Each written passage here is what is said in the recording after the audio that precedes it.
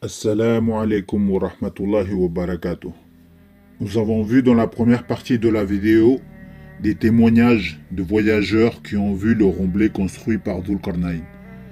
Des historiens antérieurs au prophète Mohammed sallallahu alayhi wa sallam qui nous apportent la confirmation du lieu où cette muraille a été édifiée. Allah nous relate l'histoire de Dhul Qarnayn dans le Coran pour tirer des enseignements, mais ce n'est pas l'objectif de cette vidéo. Dans cette vidéo, nous allons voir les récits apportés par des historiens qui ne sont pas musulmans et les traces archéologiques qui nous donnent l'indication exacte du lieu de la construction du mur de Dhul Qarnayn.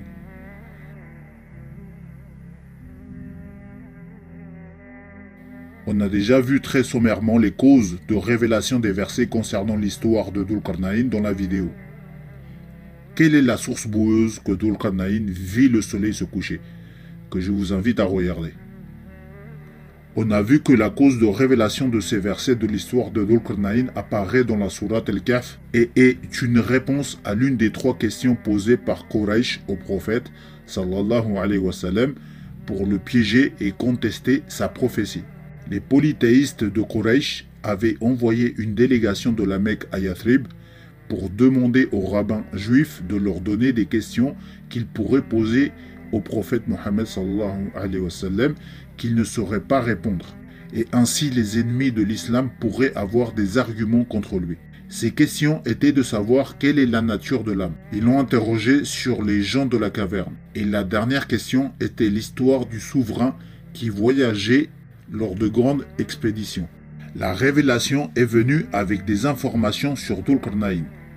Donc les Juifs avaient la connaissance du personnage de Dhul Qarnayn. Et qui est Dhul Qarnayn dans l'histoire?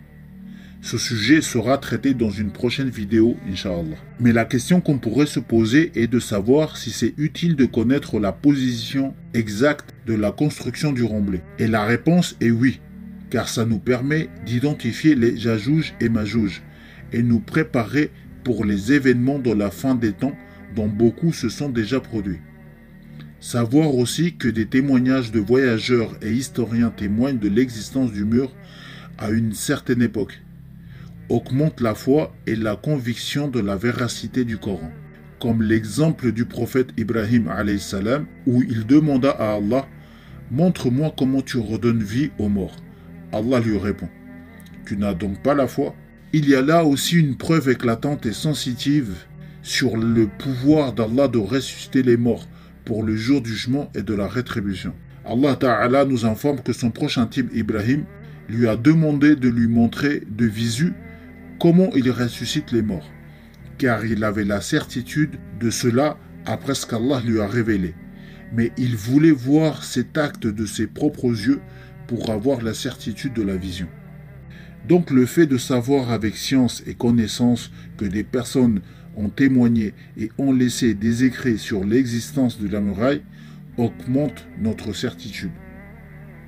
Ibn Kathir a rapporté dans son livre « Récit extraordinaire tiré du Coran et de la Sunna » apporte un récit de El-Bukhari qui affirme qu'un homme dit au prophète sallallahu alayhi wa sallam « J'ai vu la muraille. Il ressemble à un manteau à rayures. Des bandes sombres avec des bandes rougeâtres. » Tu l'as bien vu, confirma le prophète sallallahu alayhi wa sallam. Il y a aussi l'histoire d'une délégation envoyée par le calife abbasside El-Wathiq. Il fut également relaté que le calife dépêcha des émissaires en direction du barrage. Il leur remit des missives dans lesquelles il s'adressa au roi, leur enjoignant de faire parvenir cette délégation de contrée en contrée jusqu'à atteindre le barrage, afin qu'ils puissent le découvrir et voir comment Dhul Qarnayn l'avait érigé. Une fois de retour, ils le décrirent et racontèrent qu'il encadrait une énorme porte cadenassée, que le barrage était un édifice parfait, extrêmement élevé et que les briques de fer excédentes et les outils se trouvaient dans une construction à proximité. Ils relatèrent également que des gardes placés par les rois des pays frontaliers s'y tenaient toujours. Le barrage se trouve au nord-est de la terre. Il semblerait que leur territoire soit extrêmement étendu et qu'ils vivent de diverses activités comme l'agriculture, la chasse, la pêche, et qu'ils soient tellement nombreux que seul le Créateur puisse les recenser. Et il y a d'autres histoires, mais cela suffit pour éviter de faire trop long. Donc connaître l'emplacement de la muraille a toujours été chez les musulmans un désir de connaître son emplacement. Jacques de Sarroug, dont je l'ai déjà mentionné dans la première partie, parle aussi des Yajouj et Majouj. Un autre récit qui évoque ces créatures et peuples barbares se trouve dans un discours dans une messe du fameux Jacques de Sarroug sur Alexandre, le roi fidèle selon lui, et sur la porte qu'il établit contre Gog et Magog. Jacques de Sarroug, qui vécut en 452 à 521 après l'ère chrétienne, est l'un des illustres écrivains de la littérature syriaque de tout le Moyen-Orient entre le 5e et le 6e siècle. Une traduction du syriaque à l'anglais de ce discours se trouve en appendice dans le livre publié en 1889 par Sir Ernest Alfred Thompson, Wallis Budge. À la page 153, il dit « Le roi dit, faisons une porte d'airain, qui est un alliage de cuivre, et fermons cette brèche. Ses troupes dirent, comme ta majesté le commande, nous le ferons. Alexandre commanda 3000 forgerons, des ouvriers pour le fer et 3000 ouvriers pour le cuivre. Ils posèrent du laiton et du fer, et le pétrirent comme on pétrit quand on travaille l'argile. Puis ils firent une porte dont la longueur était de 12 coudées et la largeur de 8 coudées. Il fit un seuil inférieur de montagne en montagne, dont la longueur était de 12 coudées. Il le martela dans les rochers des montagnes, et il le fixa avec de l'airain et du fer. La hauteur du seuil inférieur était de 3 coudées, et il fit un seuil supérieur de montagne en montagne, 12 coudées de longueur. Il le martela dans les rochers de la montagne, et le fixa avec 2 boulons de fer, chaque boulon étant de 12 coudées.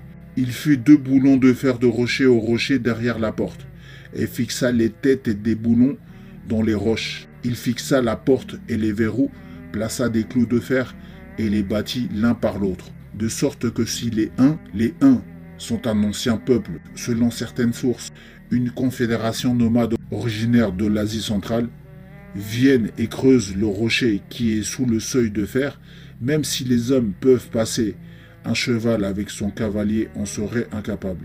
Et il remit du fer sur les rochers. On frappa une clé de fer de 12 coudées de long et fit tourner des mèches d'airain. Ainsi la porte fut bien accrochée. Ici on a vu comment la construction de la muraille de fer construite par Dul-Qarnayn a été faite selon Jacques de Sarroug. Dans le livre de Pseudo-Callisthène, le roman d'Alexandre, on trouve une histoire qui répond peut-être à la compréhension du verset 90 de Surat El-Kahf. Allah dit « Et quand il eut atteint le levant, il trouva que le soleil se levait sur une peuplade à laquelle nous n'avons pas donné de voile pour s'en protéger. » Donc, dans le livre de Pseudo-Callisthène, le roman d'Alexandre, on lit « Le second voyage d'Alexandre l'amène au pays du Levant, chez les Brahmanes, un peuple de sages que rien ne sépare de la nature. En effet, les Brahmanes sont décrits dans le livre de Pseudo-Callisthène comme vivants, nus, et aucun voile ne les sépare de la création. Ils y vivent comme ils sont nés, dans des cabanes et des grottes, profitant de la douceur du climat. Le pays des Brahmanes s'étendait jusqu'à l'Ouzbékistan. Inspiré du discours de Jacques de Sarroug, un auteur chrétien inconnu publia vers la fin du 7e siècle un récit appelé l'Apocalypse du pseudo-méthode. C'est un récit eschatologique écrit en langue syriaque qui a été faussement attribué à Méthode d'Olympe, un auteur chrétien du IIIe siècle, et dans lequel les histoires de peuples impurs qu'Alexandre le Grand enfermait derrière des portes sont décrites. Voici des passages tirés du livre « L'histoire des mondes imaginaires ». Le conquérant bienveillant se fit décrire ces peuplades comme des nuages, des sauterelles, prêts à se jeter dans le monde mangeant les bêtes rampant sur la terre. Alexandre se vit ensuite indiquer par où ces monstrueuses peuplades s'insinuaient vers le sud. Il édifia donc une porte pour empêcher leur passage. Saint Jérôme, de 347 à 420, où Jérôme de Stridon, qui est un des pères de l'Église latine, écrit un ouvrage, Les Lettres de Saint Jérôme, où il relate des histoires qu'il attribue à Alexandre le Grand, construisant un mur contre les Huns, peuple décrit comme barbare, originaire de l'Asie centrale qui établit un vaste empire en Europe à partir du IVe siècle après l'ère chrétienne. Comme on a vu depuis la première partie, pour la majorité de témoins optiques et d'historiens, Alexandre le Grand est pour eux le bâtisseur de la muraille qui empêchait les Yajouj et Majouj de passer de l'autre côté des deux barrières qui étaient des chaînes montagneuses. Du vivant d'Alexandre, aucun historien n'a dit qu'il était le bâtisseur. Et surtout qu'Alexandre était un polythéiste et un tyran hautain. Tout le contraire de Dulkarnaïn, qui était un monothéiste modeste et juste. Revenons au livre de Pseudo-Callisthène, qu'il écrivit environ en l'an -300 de l'ère chrétienne. Il dit dans son livre, en décrivant Yajouj et Majouj, Gog et Magog, il est écrit, je cite, « Il fit le tour de la terre et poussa jusqu'à cette mer de ce qu'on appelle le pays du soleil. Il vit également là des peuples impurs et hideux. Ce sont des descendants des fils de Japheth, c'est-à-dire les Gog et Magog. Voyant leur impureté, il les prit en haine, car tous vivaient de nourriture abominable et corrompue, chiens, mouches, chats, serpents, cadavres humains, fœtus, avortons, embryons restés inachevés dans leur croissance ou ne conservant aucune forme du développement naturel. Et cela non certes pour les seuls animaux domestiques, mais encore pour toutes sortes d'animaux sauvages impurs. Alexandre, voyant l'impureté et le dérèglement de leurs pratiques, et craignant qu'ils ne souillassent la terre entière, implora Dieu à leur sujet et ordonna de tous les réunir avec leurs femmes, leurs enfants et l'ensemble de leur campement. Il les fit sortir hors des terres du Levant et les pourchasser sur leurs arrières jusqu'à ce qu'ils soient poussés à l'intérieur des limites du nord. Et il n'y a ni entrée ni sortie, du Levant au couchant par où l'on puisse passer et entrer jusqu'à eux. Comme on a pu voir, la majorité des témoins des voyageurs qui ont vu la muraille de fer et de cuivre localisent le Romblé dans la chaîne montagneuse du Caucase, entre la mer Noire et la mer Caspienne. La passe de Darial est une des localisations de la muraille ou Romblé, nommée aussi des portes de fer, qui, selon beaucoup de témoins, auraient été édifiées par Alexandre, mais en réalité c'est Dulkarnaïn, construction qui sert à contenir les peuples du Nord. La passe de Darial est un passage étroit, naturel, au centre de la crête du Grand Caucase, entre la Géorgie et la Russie. Elle est constituée par le défilé du cours supérieur du Terek, qui au niveau de la frontière entre la Russie et la Géorgie, perce entre deux murs quasi verticaux élevés de 1800 mètres et constitue une gorge à une altitude 1447 mètres. Située à l'est du mont Kazbek, elle est traversée par la route militaire géorgienne, voie importante qui relie Tbilisi, capitale de la Géorgie, à Vladikavkaz en Russie. Dans les traces archéologiques sur la construction de la muraille et dans les peuples qui se trouvèrent coincés derrière la barrière, il y en a une qui est incontestablement la plus grande, c'est les stèles Bilge Kagan. C'est des stèles écrites avec l'alphabet de l'Orkhon, qui est le vieux turc. Cette langue appartient à la branche orientale des langues turques et n'est pas l'ancêtre direct du turc de Turquie, qui appartient à la branche méridionale des langues turques. L'alphabet de l'Orkhon est la plus ancienne écriture connue employée pour noter le turc. Il a été développé par les Kokturks, un groupe turc qui fonda en Haute-Asie le premier empire à porter le nom de Turc, au milieu du 5e siècle. Les plus anciennes traces de cet alphabet sont les inscriptions de l'Orkhon de la vallée de l'Orkhon en Mongolie. Les inscriptions sur les stèles en Orkhon sont deux installations commémoratives érigées par les Gokturks dans la vallée de l'Orkhon, dans ce qui est la Mongolie aujourd'hui. Ils ont été érigés en l'honneur de deux princes turcs, Kultigin et son frère Bilge Kagan. Les inscriptions sont en chinois et en vieux turc. relate les origines légendaires des Turcs, l'âge d'or de leur histoire, leur assujettissement par la dynastie Tang et leur libération par l'Iterich Kagan. Les descriptions des pierres ont été faites par Wilhelm Ludwig Peter Thomsen, né le 25 janvier 1842 à Copenhague. Mort le 12 mai 1927 à Copenhague, était un linguiste danois. Il est donc le premier à avoir déchiffré les inscriptions de l'Orkhon avec Vasily Radlov. Un des contenus inscrits dans une stèle, il est écrit, je cite, « À l'est, j'ai fait des campagnes jusqu'à la plaine du Shantung, et j'ai presque atteint la mer. Au sud, j'ai fait des campagnes jusqu'à Tokuz Ersin, et j'ai presque atteint le Tibet. À l'ouest, j'ai fait des campagnes au-delà de Yenchi Ligiz, jusqu'à Tibir Kapig, la porte de fer. Au nord, j'ai fait des campagnes jusqu'au pays de Yer Bayirkou.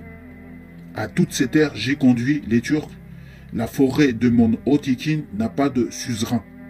La forêt du mont Otikin est le lieu où le royaume est maintenu. » Dans l'inscription de la pierre de Kultigin, côté sud, il est écrit « À l'ouest, j'ai envoyé une armée sur la rivière des Perles jusqu'à la porte de fer. » Et dans l'inscription de la pierre de Bilge-Kagan, il est écrit « Côté est, se référant à Burme-Kagan, il a annexé tout le territoire de la forêt de Kadigan, à l'est, à la porte de fer à l'ouest. » Comme on a pu le voir, la porte de fer qui était à l'ouest de la Mongolie aujourd'hui correspond aux montagnes du Caucase.